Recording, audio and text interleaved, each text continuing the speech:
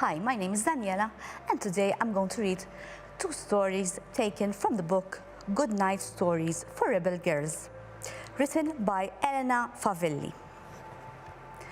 The first story I'm going to read is about Adelaide Hermann, who was a magician. Once upon a time, there was a girl with a flair for the dramatic. While other Victorian girls learned housekeeping skills, Adelaide practiced acrobatics, dance, and a new sport called trick cycling. One night, Adelaide saw a magic show in London that changed her life. The magician Adelaide Hermann, known as Hermann the Great, asked for a volunteer, and Adelaide eagerly raised her hand. The magician set her ring on fire and made it reappear on a ribbon tied around a dove's neck. A few months later, when Adelaide moved to New York City, she ran into Alexander again. They got married and together became one of the country's most successful magic acts. Hermann the Great was the star, and Adelaide played supporting roles, including a dancer and a human cannonball. In 1896, Alexander suddenly died. Adelaide was left alone with their magic show, a warehouse of props and animals, and a mountain of debt. But soon it became clear that only one person had the experience to continue Hermann the Great's legacy: Adelaide herself. For more than 30 years, Adelaide performed as the Queen of Magic. After a fire tore through her warehouse, Adelaide insisted she'd rise like a phoenix from the ashes. And she did.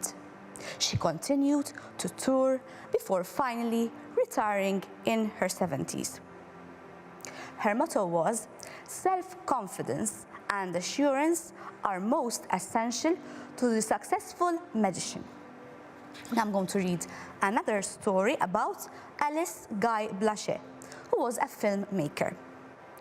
Once there was a girl named Alice who spent her childhood crisscrossing the globe from France, her mother's home, to Chile, her father's home, to Switzerland, where she lived with her grandmother. When she grew up, Alice became a secretary at a camera company turned film studio. Filmmaking was a new and exciting art form. The very first films were nothing like today's movies. They showed people doing ordinary things. A group of workers simply leaving a factory or a train racing along a track. Alice thought these films were boring and wondered, what if film could be used to tell a story? So she borrowed camera equipment and created her first motion picture, The Cabbage Fairy. It was only about 1 minute long, but it was one of the first films to tell a fictional story. Eventually, Alice became the studio's head of production and experimented with new ways to make films and add special effects. She married a fellow filmmaker, Herbert Blaché, and they moved to the United States. In 1910, Alice opened her own film studio called the Solex Film Company and eventually built a state-of-the-art production studio. It was the largest film studio in the country. Herbert became the company's president, so Alice could be free to make movies. She became the world's first woman filmmaker, creating around 1,000 films, many of which survive today.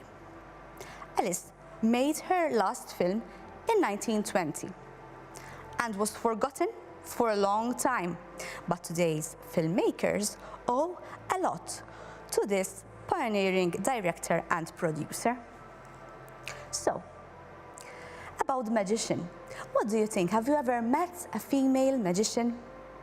And have you ever watched a film produced in the 1920s, which was black and white?